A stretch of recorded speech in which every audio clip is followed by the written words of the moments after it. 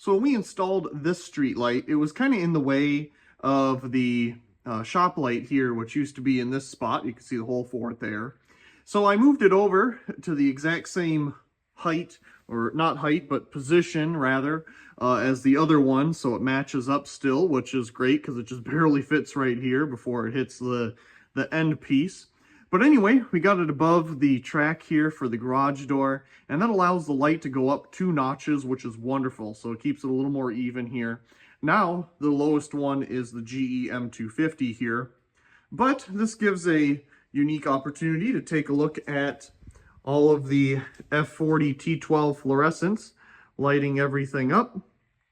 And we got, let's see, that one's hidden there by the track, but you can see we got the one over there that used to be the workbench light, and then 3 of these here, all new old stock when we put them up quite a while ago now. But they light everything up nicely, so I'm real happy with still their performance. Of course, we have this crazy thing right here if we need more light in the middle, but we're not necessarily looking for that, so I think we're good. This fixture here is another thing my parents brought out when they came to visit. It's just a pretty standard F40 T12 fluorescent fixture. We're going to replace that socket here. It just got damaged in its movement, but that's okay. I got plenty of those. But something unique about this, you might be able to see here. We have a pull chain switch on the end, but there's this rotary switch here. What in the world is that? It's like one of those old clickable dimmers to turn it on and off. You know, you push it in and out. So what's going on with this thing? Well, the secret is inside. Twisting the connector here, we'll pull up and we'll slide out. Sure enough, that's a dimmer, an incandescent dimmer. Nothing too special about it. It's literally just a dimmer. But we come down here. This is what's special about it. This is a dimmable ballast. Yes, it dims fluorescent lamps. Very cool. And of course, if you want some more information here, please feel free to pause the video and take a read. But that is the ballast. Not too often do you find this style. I got a couple of these in a online, or kind of like a government auction thing many years ago. And I don't remember what the other ones were. I think they're for different size lamps, or maybe it's a 2-lamp one. This particular one is for a single lamp F40 T12 bulb. So let's get this socket fixed up, and we'll go ahead and show you what it's all about. Got the socket fixed and replaced. Funny enough, had the exact same one. So now we just need a lamp. So here's our bulb. If we turn it on, well, it should turn on. There we go. We got it on. I guess if it's up all the way, it doesn't like to turn on. We got our bulb on. And let's turn these off so you get a proper effect here. And we'll dim it down. Oops. Dimmed too quickly.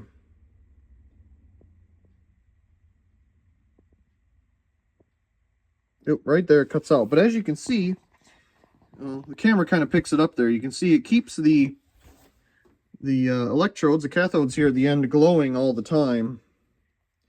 And it must vary the voltage in the arc here.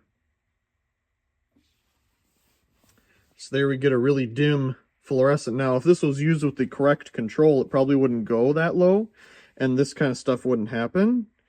But we don't have the correct control. So we're just using a dimmer here in its place. But yeah, dimmable fluorescent. Pretty neat thing. Not sure where I'm going to put it yet. But we're up all the way, and you can turn it down and up. Very, very neat. Let's see if we can get it to turn on again. Huh. Yeah, if it's up all the way, it doesn't seem to like it. But if you have it low enough, then it's happy. Interesting device. Again, if I had the right control, it'd probably work a lot better. But I wired this up quite a while ago. I'm glad it at least still works. Ah, yes. A dimmable fluorescent and an F40G green fluorescent bulb. Picked up a case of 10 of these a couple years back, way before I moved out here. A couple of them are in use in my dad's garage, and they brought the rest of them out here. Very nice in an old rapid start fixture here. That'll serve this bulb well. Very heavy too compared to a standard cool white, for example. I wonder if they're using a slightly higher quality glass for such a fancy bulb. Here's the dimmable fluorescent up in its new location.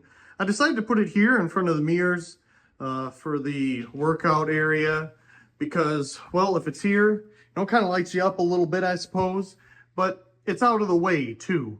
And it's on the dimmest setting that I can get it without it extinguishing when you start it up.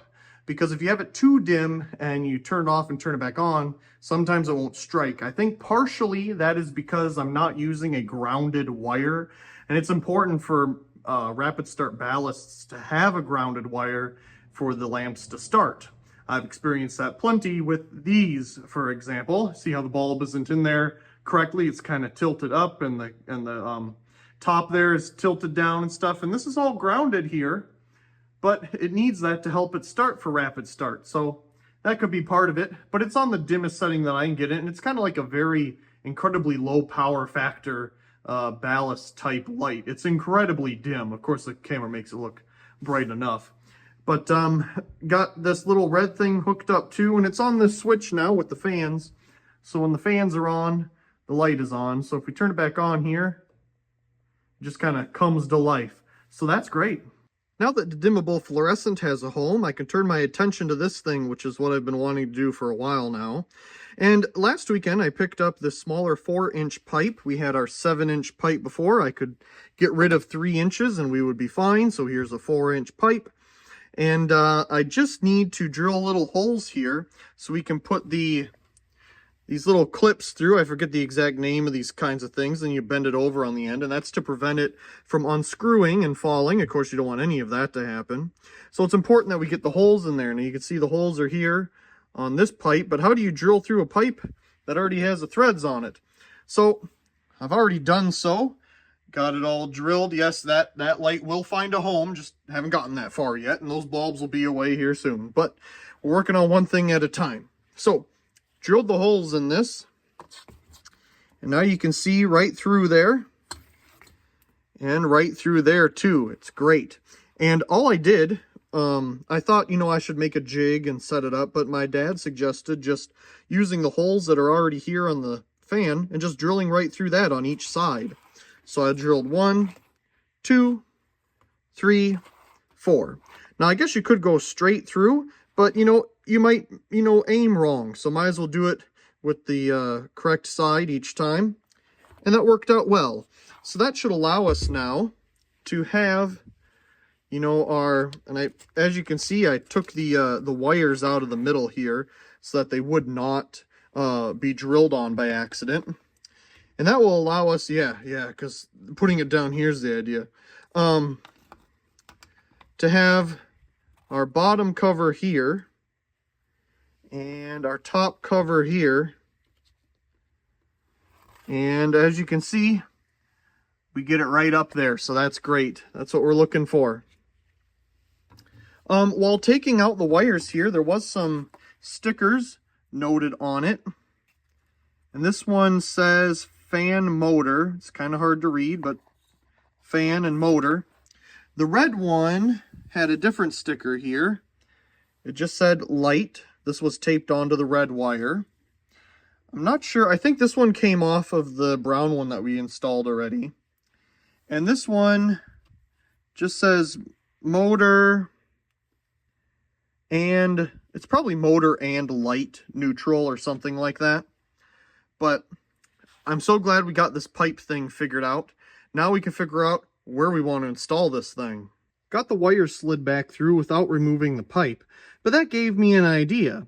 I can probably slide the wire that I want to connect to this through the pipe here and just use the terminal blocks to connect it.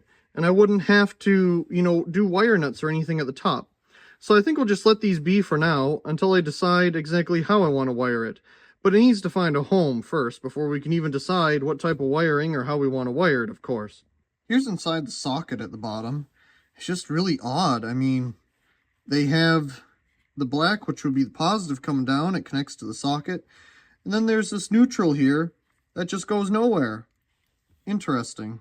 And taking the socket assembly off, we can see underneath the pipe coming through, some giant washers, and that's really about it. But you know, it looks like a standard fitting. I've always been curious as to how this is mounted on here. As much as I like this fan, and this is the first time you're seeing it all put together here, I've just been having a hard time trying to figure out where in the world I want to put it because it has this light kit on it.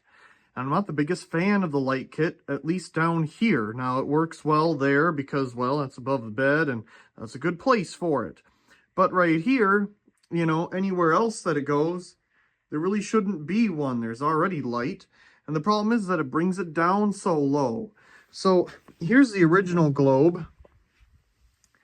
Get an idea on how that looked down there. It has like some, you know, roses on it or something. But I had this older style globe here I picked up at the Restore a long time ago. And I just never had anything to put it on, but I thought I'd try this. It's equally as large, you know, depth-wise, but really, I just don't want the light kit on it. I know it's hard to say, and that's why I was taking it off earlier, just to see what was underneath it. But it's just not going to work the way it is, where I would want it down here, because there's just no room head-wise. Now, I can walk underneath it, but there's probably like, you know, 2 inches worth of headroom before you bump into the thing, and other people are taller than me, and it's just going to be a problem. Now, the blades are most certainly higher than the Hunter original here, and that's good. The blade height is fine. It's just the fact that this light kit is here. So I'm wondering if I can find a special pipe cover or something. You know, they make little brass covers that I could probably put on the end there. It would match the blade arms, and maybe that would work. I just got to see what I can find, because I don't think it's going to work with the light kit, unfortunately. Yes, we already have ceiling fan in the basement, and I think the little one's going to end up staying over here. I'm going to try getting a shorter down rod for it. But we have other ceiling fans too, like this one that we took a look at yesterday. And I'm thinking it can go right here. I was thinking of putting it over there, or right there or something, but I think right here would be the best place. If something's over there, it blocks the lights a little bit, and I can always put some over there for future expansion, because, as I say, I have these Encon Crompton greaves, but there should be more on the way. So, we got to plan ahead and leave some area for whatever else may show up. But for now, this white one, I have decided to actually take the light kit off. I looked online. You can get little brass fittings, which I think would look well with the blade arms here, because this is more of a silver than an actual like brass color, and I think that would go well. It would cover up the little end here, and I'll try to just shove the wires up into the pipe if there's room to you know, just keep them there. But that would bring up the height and make this much more usable, and I'd really like that more. So if I'm going to put it here, how am I going to wire it? Well, this one's kind of on a swag kit. It doesn't have the chain, but it has the wire, and you know, that goes over and down and it plugs in. But this one, if it's over here, we could do something a little nicer. If we go into the closet here under the stairs, we can see up into the joists, which is perfect. So we can see this joist here, and I can go straight over, and then there's one there, but that's just for the wall. And if you reach around, you can get to the other one. So my idea is, if we put it out here, we can feed a wire through the ceiling, and then we can have controls right here. And on the other side of this wall is the outlets, or the switches rather, for the other lights. We could branch from that if I take this down, which there's really no reason that this is all here, you know, the drywall wise. You have drywall on the other side, you're not gonna ever see it. I think they just drywalled it in because that looked nicer, and you know, it was drywalled in all the way down there too. But there's no real need for it. And we can just take off this top piece here, and again, that would give us access to these switches so we can pull some power from that. We could, of course, pull power from this box here, but I'm sure it's on the same exact circuit, and I guess we'll find out when we get this piece of drywall out of here. But that's the plan, is to feed wire through there. Now, the other nice thing about it is I use the camera on my phone, and I can see all the way down, and it goes all the way down naturally, all the way over here. So if we ever get more, we can always add it right here and run the wire across. It's going to be great for expansion. This has also made me think about how to wire this guy a little better. We could put a very thin track this way, because the joists go this way, so we can't do it this way. And we could wire it that way too. But first, let's get a hook in place and see what else we get into. We're getting there. As usual, I used the poke 1,000,000 holes method to find the exact center of the joist, because that's going to be our best place to put the hook. Pre-drilled the hole, got the hook up there as high as I can go and still hook the fan on it without not enough clearance. And here we go. It's actually a little higher up than the Hunter original here, which is great. So it's within that zone. I try to keep the fan blades at this height or higher for the ceiling here. That's why we're going to try to find a different bracket for that little one. But anyway, we got that up, and now I got the drill here, and we're going to drill a hole next to it, and that's going to feed our power through the cavity here into below the stairs. Okay, we got our hole created here, and it is big enough to fit 2 wires through, and I can see it from the inside there. I just shined a light up in there and went up there to look with the phone camera, and sure enough, I can see it. Now, it was a little confusing. I wanted to put it right next to it here, but for whatever reason, we have the joists going this way as usual, and there's a 2x4 laying on the long side, you know, not standing up, but like this, going like this right here. Very odd. There's another one right here too. Not exactly sure what that's about, and it's not necessarily down touching the ceiling, the drywall either. It's kind of up a little bit, so that was a little confusing when I was poking to find the middle of the joist. But anyway, we got that done. Now I can feed the wire in here, and it'll come out up there, but we need to access behind here. So now I'm going to try to get out this little section of drywall here, and that should allow us to get behind here, see what electrical we have that we can tie into for this project. And this will be a nice place to put the switches for the fans as well, because they're out of the way. They're not, you know, in the way being out here. It'll be in there. And I'm going to try to find some type of little track to go here to get power to that fan as well, so it doesn't have to do that little cord anymore. But we'll see what I find at the store later. Got the section of drywall out, and we can now access the switch here for the main room. And we can see the box here for the water heater. It looks like it's another one of those kind of plasticky things, and they put this adapter on it to bring it out of the wall to loop down to the water heater.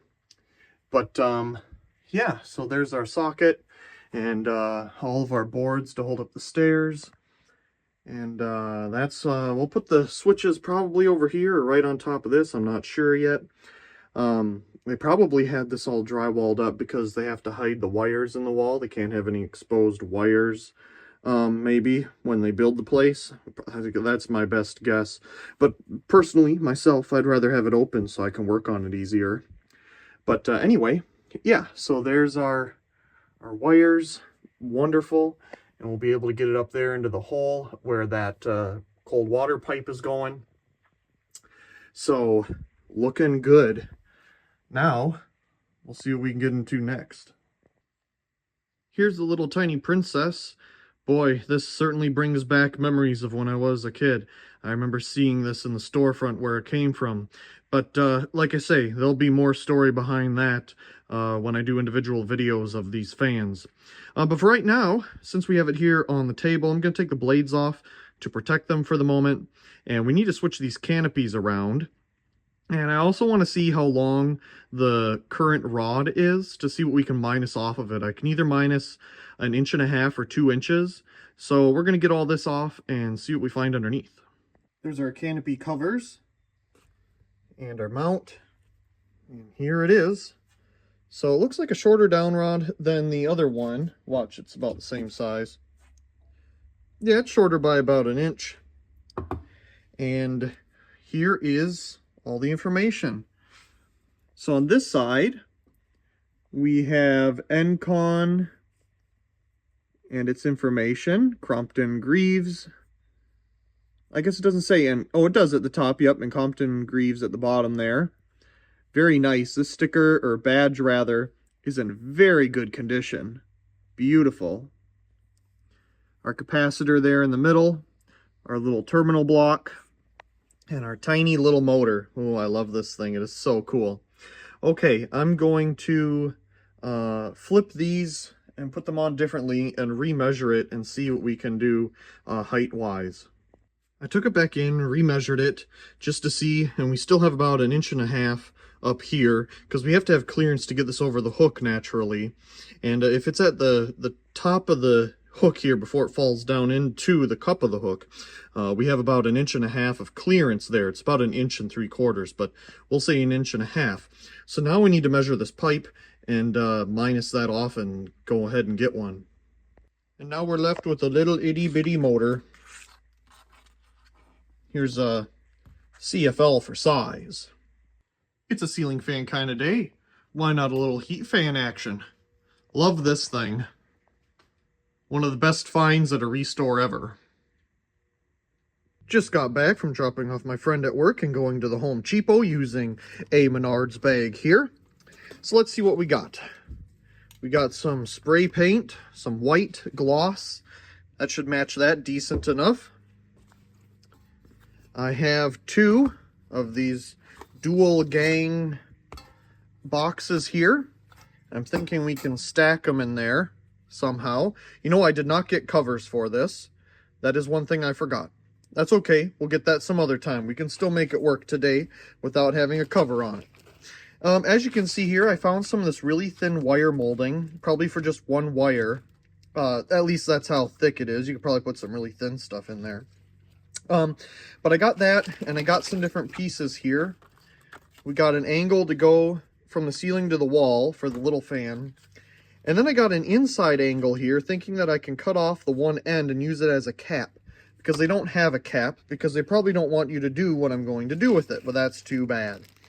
I got some of these little black insert things to go between the boxes here, so that there's no, sharp edges. Those are great. And let's see, what else did we get here? We got a whole bunch of washers, because I was running low on these big size ones. Here's some little pieces to put together for connecting the Encon to the Hunter original. This little thing here is a little cap we're going to try fitting on the Encon to cover up the pipe where the light kit was. Of course, there's all different sizes. I took the nut from the fan with me in my pocket here. Here it is that held the light kit on. And I threaded this onto a galvanized pipe and then took that pipe and found an appropriate cover that I liked. This brass one will go nicely with the fan. Of course, you could get, there's all kinds of different caps and different departments for different tubes, but I wanted to do this one because it would match nicely, a nice brass to go with the arm brackets. And some more washers, because I'm just running low on these in general to have around. There's some hooks, because I was running low on those bigger ones. Here is a 4.5 inch pipe for our little Encon. Let's see, what else do we have in here? There's 2 more things. Some littler hooks and some more little washers to have around, because I end up going through a lot of those doing fixtures and hanging lights and stuff. This should set me up for quite a long time. I got a whole bunch of these because I used them in putting up the shelving in the basement, but I've just been using them for mounting lights and stuff. They're perfect for that. So, looks like we got everything we need here. I'm going to get the Encon down with the light kit and see what we can do about getting this on there. I know I said we were going to put the little cover on the other one first, but this one was here, so we'll do this first. Of course, we're going to put the little pipe in there. We'll find the exact same drill bit for that size of hole. I'll pull these wires out so they don't potentially get hit by accident. And we'll drill some holes to accommodate the pipe here. We'll clean that off, and when we get the other one down, we'll spray the middle of it here so that it's a nice white. Well, I guess to probably no surprise, this pipe doesn't screw down far enough to meet up with this hole, and it just barely touches this hole here. Like, it goes up and covers it, but not very much past it. And my assumption is here, just looking at the threading and everything and the rotation of the fan, I believe when it's on, it would naturally tighten itself. It wouldn't naturally loosen. So I think we might be okay not drilling those holes. I'm going to try it without it, but if I don't feel that confident, we'll come back and do something to correct this. But for the moment, I guess that's just what we'll have. So let's get that other white Encon out here. We're back with the bigger one here, and I already have the light kit off because I had to take that nut with me to the hardware store to figure out, exactly what size this is, and which we did, so we're good there. But what we need to do is figure out what we can do with these wires. It's just interesting. They had the socket connected to both of these blacks, and then there's this neutral that just comes down here and does nothing. A very, very interesting design. And I think we'll be able to temporarily take out this capacitor, just slide it out, at least I could on the smaller version just fine, and figure out what exactly these wires are doing, other than obviously they go to the light, but if they do anything with the motor or not, and see if we can maybe pull them up a little bit. We don't necessarily need them gone. We just need them up in there enough so that we can put this cover on. Here's a look at the capacitor while we have it out. Boy, my hand is shaky, but there's a good look at it. It is made by Crompton Greaves. That's pretty neat. So I've located the wires on the other end, and it does appear that this neutral is attached to something within the fan motor. So I just pulled up the one side that has the slack on it, and these other two wires are for the light for sure, and they are these two right here. So my idea is I'm going to clip off the stripped wire here and then just push them in a little bit. I don't want to take them completely out because if I ever want to put the light kit back on, it's probably going to be incredibly hard to fish those back through here. So I'm just going to kind of abandon them in the middle and disconnect them on the other end here and just label them. If I ever choose, I could just push the wire back from the other side and pull a little bit here, and we can reinstall the light kit nice and easy. I'm reinstalling the capacitor here, and I notice, look at this wire here. It only has two wires going into their tinned part where they put the solder on it. What in the world is that? Well, I have enough wire here. I'm just going to trim that back and give it something a little bit more beefy. Okay. We got the light wires detached, and I just put them together with a wire nut, a little plastic one, and put them together in here so that they don't touch anything. The camera decided to stop for some reason, but anyway, on the bottom here you can see the wires sitting there ready for whenever they get used again. And the excess white neutral wire here, I just kind of like swirled around to kind of keep it up away from the motor. And of course we redid that one wire for the capacitor there, so that is a lot better than just two little wires holding on. So now that that is done, I'm happy with that. I want to get this little pipe off, and we'll give both of them a quick little gloss paint here so that it looks a little nicer. I also thought, since it's simple to remove, I'll just get rid of the lamp wire here for now. We'll keep it with the Crompton Greaves parts, but it's one less wire to feed through the top and just kind of have hanging around for no reason. Okay, so we need to get these painted up a little bit. Had some little white touch-up paint. It's kind of like nail polish, but it's touch-up paint. And put that on here. And that looks a lot better than a little kind of yellowy, rusty thing. And I painted as far down as I could. But we could still put this on, and it looks nice. While the down rods are drying, we can feed some wire through this and get it into the closet here. So I think we're going to do that. I absolutely hate feeding wires through ceilings, but we eventually did it. I have two wires here, one for the Hunter Original and one for this fan, and they're going to go through the ceiling here. And we can always add an electrical box out there, but for now, we're just going to let it be. And these will come down, and we'll have some switches right here. So after a lot of frustration, and I indeed mean a lot, we got it out of here, and I took many pictures back in there to make sure that nothing is caught or any nails sticking up or anything at all that could hurt this. It is below the hot and cold lines, so it's not sitting on any, you know, anything that's going to get too hot and be of issue. So we are good. Now, I just need to feed through as much as I'd like to get to here, and we can finally continue. Okay, so I keep changing my mind with this thing. So I had two 14 gauge wires coming through here, you know, one for this fan and one for the other. And then I realized, well, hey, I got this 3-wire 14 gauge stuff. I'm sure I could use that and just do one run, and then I can use this for, well, the other fan over there. And sure enough, so I was like, well, I used masking tape before to try to pull this through by using a 12 gauge wire because it is much more sturdy to fish through here. And so I used some gaffer's tape, and that worked really well to hold it together here, and it didn't pull apart. Like, that is much, I'm real impressed and very happy. I don't even know where we left off, but I took a break, had something to eat because this was absolutely getting on my nerves.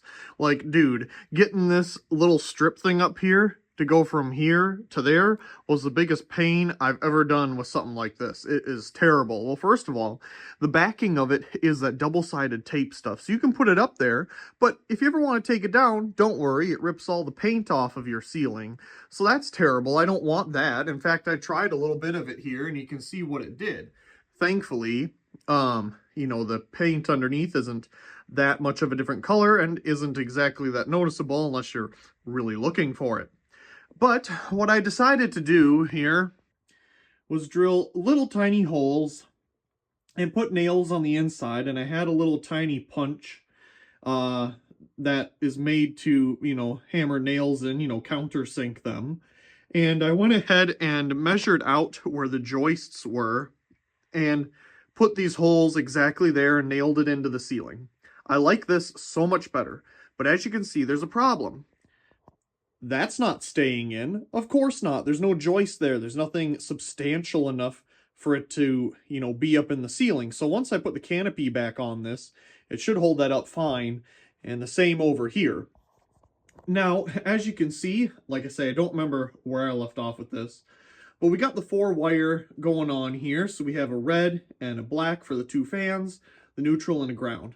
And then I have this lamp cord wire here, which I picked up a whole bunch of at the Restore for like $1 for, I swear it's like 50 feet worth of this stuff. And I fed that through here. Of course, it didn't want to feed through. I had to unclip this track, which is absolutely a nightmare. And anyway, we got it up there. As you can see, we have it up there, and that's where I stopped. I was just done for the moment with this thing. So, let's see how those little pipes are doing. So here's the fan motor. That's drying nice, and I put this little cap on just to see. Looking good. That is, it's not the best solution, to be real honest, but it'll work, you know. It at least brings it up higher. I don't really have a need for a light kit there anyway. And, you know, it looks, I'm happy enough with it. You know, the brass cover here matches the lines on the fan, and the blade arms. Please pronounce words today. And yeah, so there's that. Here's the little pipes. They say they'd be dry to the touch within so many hours. They're still a little bit sticky, which is annoying because I really want to get this up. So we'll see what I decide to do here. Looks good. Is it totally dry? No, it's kind of tacky, but it's not coming off on anything. But I really want to get this thing up. So let's put it together. I think that's looking pretty good. Nothing is wired to turn on yet, but we do have the wire wired up for the Hunter Original here.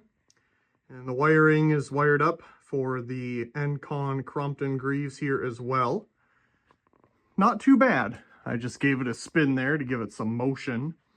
But yeah, looks pretty good. We just have that one piece of wire molding going between the two to connect power to them.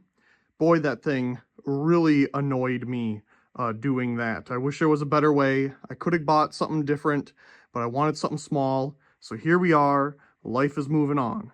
Next, not tonight, but one of the other evenings here, we'll get the wires on the other end all wired up, and they'll be good to go. But at least we don't have the wire going across here to some other extension cord, and that's going to be wired up a little bit better.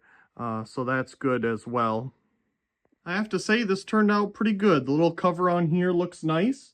It matches the blade arms nicely.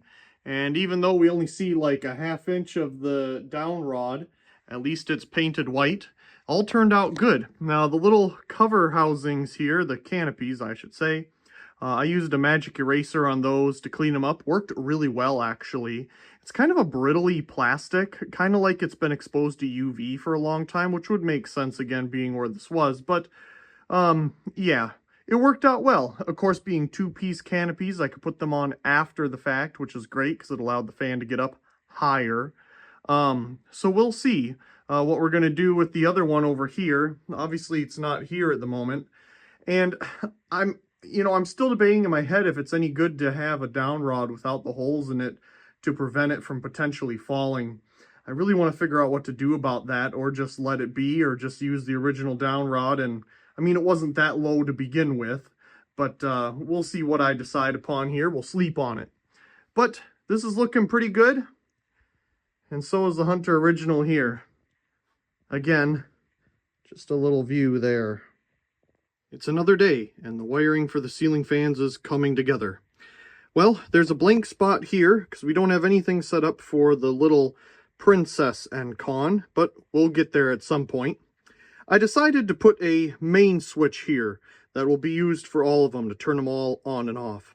That way I could set them to whatever speed I want, and if I want them all to be low, just for aesthetics or whatever it may be, I don't have to set all of them.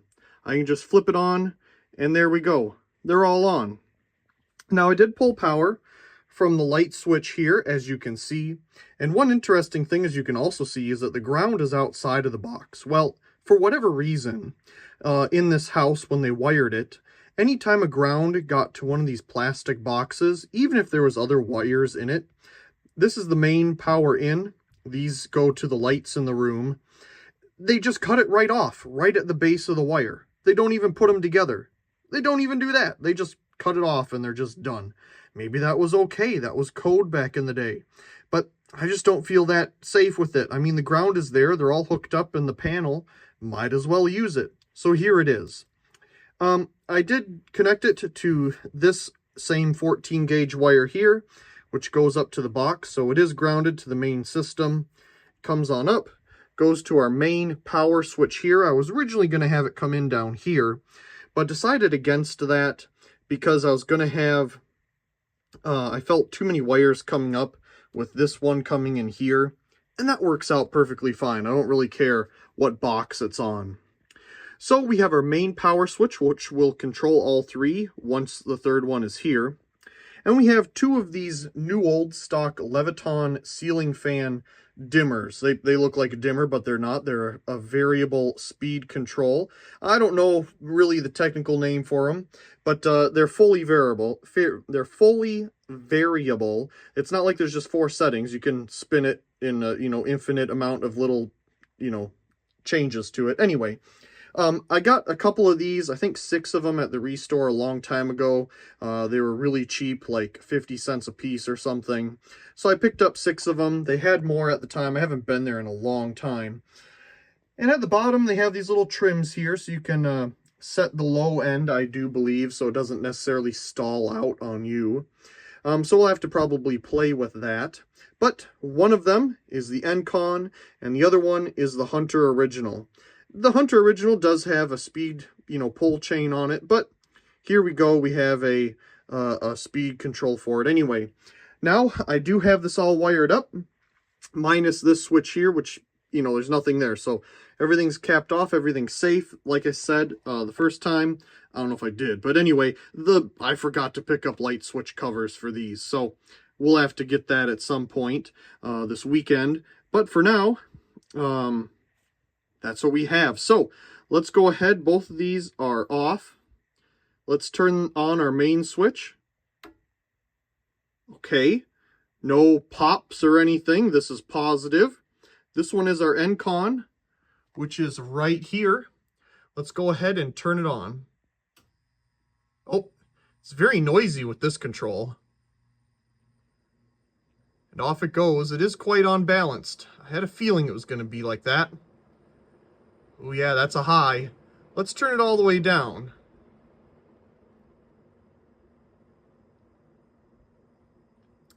Definitely noisy with this control. I may have to put the original one back in here, which would be fine.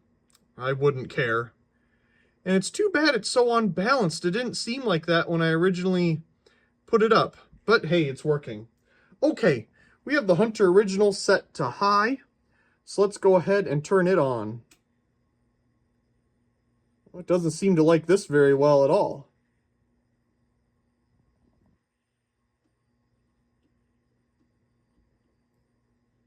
Seems to be making a lot of noise. I thought I had it on high. Maybe it's on low. Oh yeah, no, these controls bring in a lot of noise. For sure. Especially this thing. What in the world? I'm sure you can hear it. So if we have them down as far as they will go, there we are. Yeah, too bad that's so annoying. I do have the original control for it, which will get rid of all that noise, so we'll have to put that in there. And it's too bad it's introduced noise into the Hunter down there. Maybe we'll just put a standard switch on it. I don't know. I thought I'd try these out first. Yeah, I gotta figure out how to balance this thing. I don't know why it's so unbalanced. One of the blades must be up or something. But hey, for right now, this is a win. We got them up and working.